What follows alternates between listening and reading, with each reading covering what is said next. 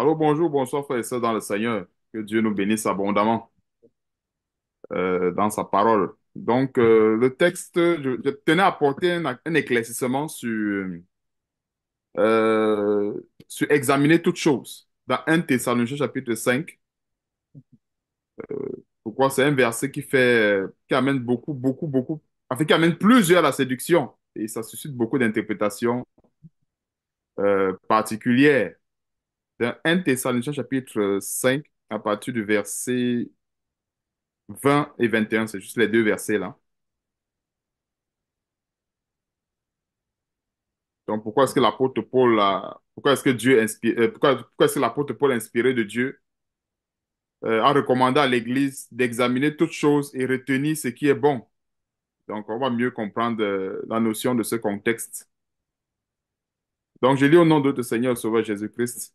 1 Thessaloniciens chapitre 5, à partir du verset 20. Ne méprisez pas les prophéties, mais examinez toutes choses. Virgule, retenez ce qui est bon. Il y a plusieurs chrétiens, notamment beaucoup les faux chrétiens en général, parce que je les confronte presque chaque jour, presque tout le temps, qui pensent que, en fait, il faut maintenant examiner tout.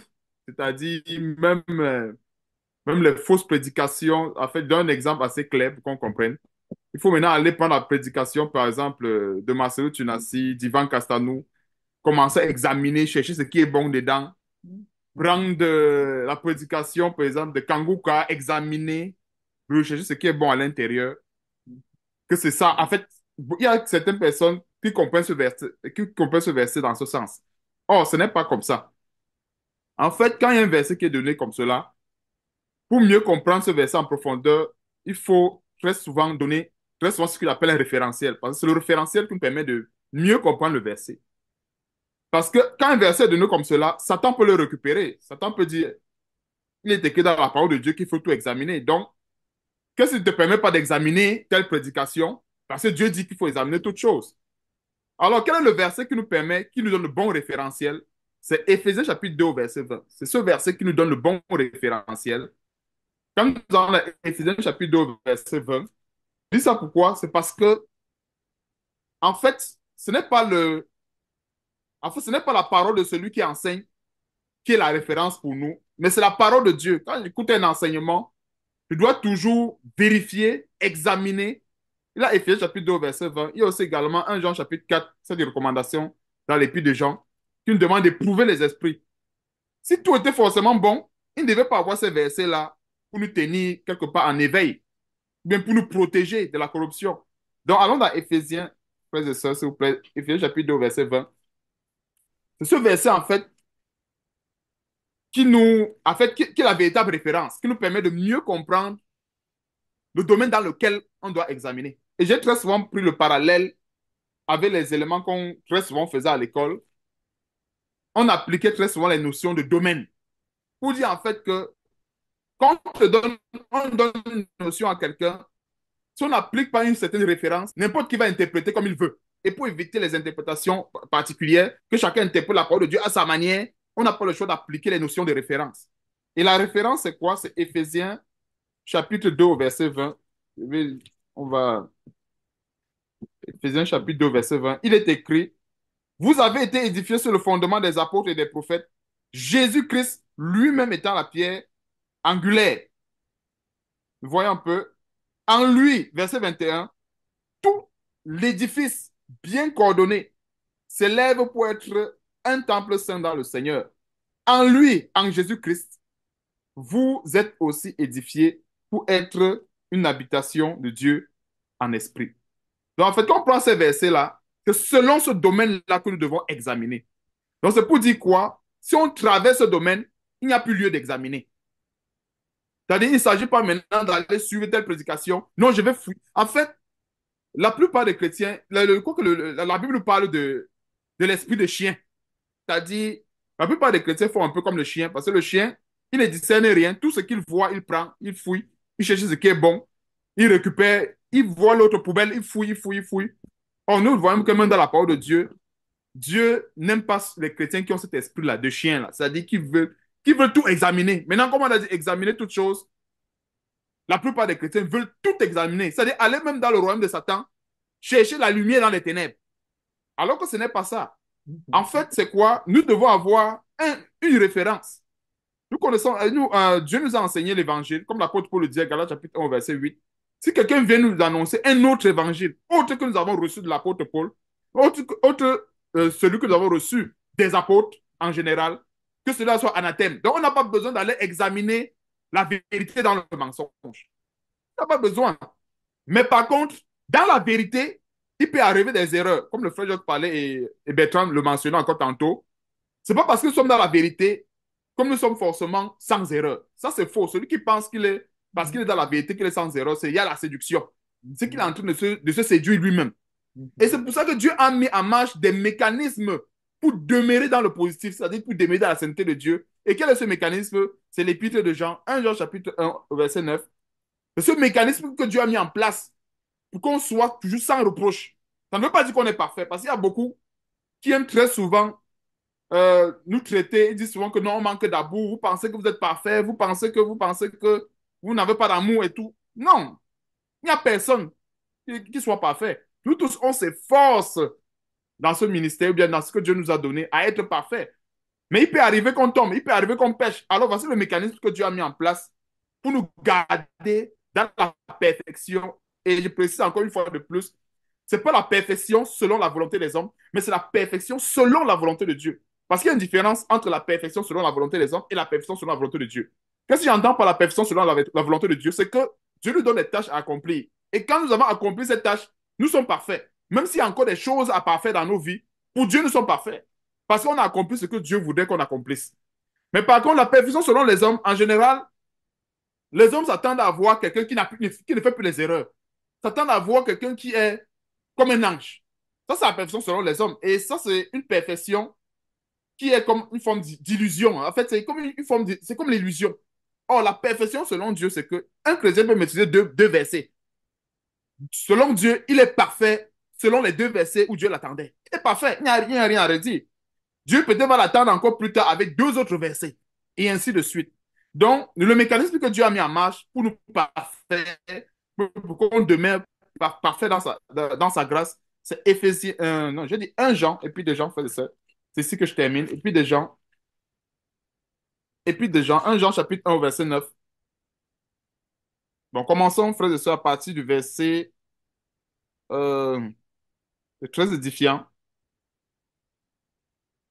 à partir du verset 5. Et c'est avec ça que nous devons examiner toutes choses. Parce que si on s'écarte de tous ces éléments de référence, on ne peut pas examiner. Parce qu'on va examiner sur la base de quoi? Parce que même à l'école, même quand il fallait traiter les éléments, on disait que bon, traiter tel élément selon tel domaine. Donc c'est pour dire que s'il fallait maintenant traiter tel élément et rentrer dans un autre domaine, ça veut dire qu'on était hors sujet. Or, c'est selon tel domaine précis qu'il faut apporter une solution. Maintenant, si on rentre dans un autre domaine, ce n'est plus ça. On est hors sujet. Donc, 1 Jean chapitre 1 à partir du verset 5. La nouvelle que nous avons apprise de lui et que nous vous annonçons, c'est que Dieu est lumière. On ne doit pas oublier ça. Dieu est lumière et qu'il n'y a point de ténèbres en lui. Donc, un chrétien qui recherche véritablement Dieu ne doit pas aller fouiller Dieu dans les ténèbres. Il est lumière. Et la lumière est caractérisée par cet espace que je qualifierais un espace qui est infiniment positif. C'est-à-dire qu'il n'y a pas de ténèbres dans la lumière. C'est un espace infiniment positif. Donc, continuons verset 6. Si nous disons que nous sommes en communion avec lui et que nous marchons dans les ténèbres, nous mentons et nous ne pratiquons pas la vérité. Nous devons avoir ces paroles pour référence. Marcher dans la vérité, marcher avec Dieu, c'est marcher dans la vérité. C'est de ne pas aller fouiller Dieu maintenant dans la fausseté, dans les faux enseignements. On ne peut pas fouiller Dieu dedans. On fouille Dieu dans la vérité. Mais là, on peut fouiller, mais là, on a amené à fouiller Dieu. Il peut y avoir des erreurs, c'est tout à fait normal. Et c'est les erreurs que nous commettons, c'est afin que Dieu soit glorifié. Et ça les hommes ne soient pas idolâtrés. Parce que c'est Dieu quelque part qui permet qu'il y ait parfois des erreurs pour qu'on comprenne que non, nous les hommes, nous sommes limités. Nous les hommes, nous sommes faibles. C'est la réalité. On n'y peut rien. Donc Dieu nous a donné, par sa grâce, un ministère, mais ça ne veut pas dire qu'on ne peut pas commettre des erreurs. Non, on peut commettre des erreurs. Et voici, nous sommes en train de voir les mécanismes que Dieu a mis en place pour nous purifier pour nous maintenir au top selon sa volonté. Donc, verset 7. Mais si nous marchons dans la lumière comme il est lui-même dans la lumière, nous sommes mutuellement en communion et le sang de Jésus, son Fils, nous purifie de tout péché. Ici, il ne s'agit pas de planifier le péché pour que le sang de Jésus purifie. Non. Mais il s'agit ici de marcher dans la lumière et par, et par imperfection de la chair, il peut arriver, parce que la chair, elle est imparfaite. C'est l'élément, comment dirais-je, négatif, entre guillemets, si je dois le dire ainsi, entre guillemets, que nous avons dans notre foi, c'est la chair. Mais Dieu sait pourquoi il a fait ainsi. Parce que même avec cette chair qui est l'élément négatif, il y a quand même les gens qui sont enflés d'orgueil. Et pourtant, cette écharde que nous avons en nous, qui est la chair, Dieu nous a donné cette écharde pour qu'on soit toujours petit et que lui nous élève. Mais même jusque-là, avec cette écharpe, il y a toujours des gens qui trouvent l'occasion de pouvoir s'élever au-dessus de la volonté de Dieu. Maintenant, verset 8, si, c'est le conditionnel. Et le si veut tout simplement nous faire comprendre que, en fait, le péché n'est pas dans la routine du chrétien. Le si est conditionnel. Donc, le péché, normalement, n'est pas dans la routine du chrétien, mais il peut arriver. C'est pour ça qu'il y a le si. Donc, en fait, le péché n'est pas quelque chose à programmer. Le péché n'est pas quelque chose qu'il faut mettre dans sa routine, non. Mais il peut arriver. Donc, le si, c'est le il peut aussi également arriver, s'il faut le remplacer par les termes. Si nous disons que nous n'avons pas de péché, nous nous séduisons nous-mêmes et la vérité n'est point en nous. Donc, dis même qu'on n'a pas de péché, dis même qu'on ne peut plus pécher, c'est se séduire, c'est ce que la parole de Dieu dit, et la vérité n'est point en nous. Maintenant, donc, on continue. Si nous confessons nos péchés, il est fidèle et juste pour nous les pardonner et pour nous purifier de toute iniquité. Si nous disons que nous n'avons pas de péché, nous le faisons menteur et sa parole n'est point en nous. Donc, avec tous ces éléments référentiels, qu'est-ce qu'on peut comprendre en résumé? C'est que quand il faut examiner toutes choses, comme la parole de Dieu le dit dans 1 Thessaloniciens 5, c'est examiner toutes choses à la lumière de la parole de Dieu, à la lumière de la vérité. La référence reste la vérité, la parole de Dieu, la vie des apôtres, le ministère des apôtres.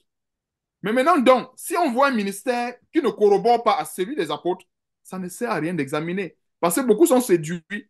Parce qu'en fait, je parlais de... J'ai eu à confronter cet esprit même ce matin. Et en fait, rechercher le positif dans le négatif, c'est comme perdre son temps. Parce que Satan est... Satan, Satan, c'est la représentation de tout ce qui est infiniment négatif. Donc, c'est pour dire que si nous rentrons dans un domaine qui est infiniment négatif et qu'on trouve un peu de lumière, le résultat, ça va donner quoi? Ça va donner le négatif. Je ne sais pas si on se comprend un peu. J'évite d'utiliser les signes pour ne pas perdre quelques-uns, mais ce n'est pas que je veux me vanter, mais j'essaye de parler de manière plus simple. C'est-à-dire que nous rentrons dans un domaine qui est infiniment négatif, tout est mauvais. Et qu'on trouve même quelque chose qui est un peu bon, le résultat, c'est que dans ce domaine-là, tout est mauvais. Maintenant, on rentre dans le domaine maintenant de Dieu où tout est infiniment beau. Et quand on trouve même une petite erreur, le résultat, c'est quoi? C'est que tout est beau. En fait, c'est ça, en fait, pour résumer, le domaine de Dieu et le domaine de Satan. C'est que je ne veux pas rentrer dans un domaine qui est déjà tellement négatif pour dire que non, je veux fouiller. Il y a tel pasteur, oui, c'est vrai qu'il a commis telle erreur, mais il a aussi également prêché telle chose, c'est la vérité. Donc, je vais aller, non. Ça veut dire que je suis déjà moi-même en train de chercher la séduction. Mais par contre, celui qui a été approuvé de Dieu, ce n'est pas parce qu'il a été approuvé de Dieu qu'il ne doit plus commettre des erreurs. Non. Ce qui importe, c'est qu'il est déjà dans un espace qui est infiniment bon, infiniment, déjà même la vie éternelle. En fait, c'est une façon, quand nous voyons la vie éternelle, comme la Bible dit, c'est la vie éternelle. L'éternité, c'est déjà la matérialisation, entre guillemets, de cet espace qui est infiniment merveilleux. Parce que quand nous voyons le ciel, il n'y a pas de mots pour décrire le ciel. C'est déjà une façon de, de, de, de donner ce qualificatif à ce grand milieu que Dieu nous a prédestiné. Le ciel il n'y a pas de mots, en fait. Il n'y a pas de mots. Mais ce chemin-là pour aller au ciel, il peut arriver qu'on tombe, il peut arriver des imperfections. Mais le résultat, c'est que si on persévère jusqu'à la fin, ça va donner quelque chose qui est infiniment bon. Donc, je vais m'arrêter ici. J'ai tenu à mettre ce point d'honneur afin que Généralement, c'est pour répondre à ceux qui pensent que, comme il est écrit, qu'il faut examiner tout ce qui est, examiner toute chose. C'est pour dire maintenant que je veux maintenant aller examiner les prophéties de Marcelo Tunasi. Je veux maintenant aller examiner les prophéties d'Ivan Cassanou, parce qu'il est écrit qu'il faut examiner. Sans savoir qu'il faut examiner cela dans un domaine vraiment assez restreint, dans un domaine vraiment précis, selon la parole de Dieu. Donc, j'en ai terminé. Que Dieu soit loué pour cela et que toute la gloire revienne à Dieu et à notre Seigneur Jésus-Christ. Amen. Amen, amen. Waouh, waouh. Dieu soit loué. Quelle profonde révélation. Quelle profonde révélation.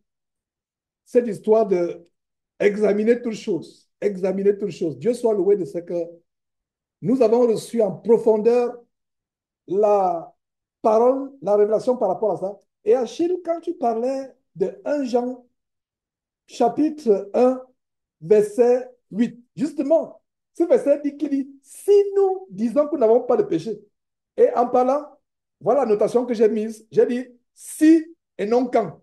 Ce n'est pas quand nous péchons, c'est si nous péchons, parce que ici, parce que beaucoup de gens disaient ça, non, regarde, tout le monde, on peut pécher, un chrétien, nous pouvons pécher tout le temps, non? Alors ici, il n'est pas dit quand nous péchons. C'était quand nous péchons, ça veut dire que c'est évident que le chrétien va pécher.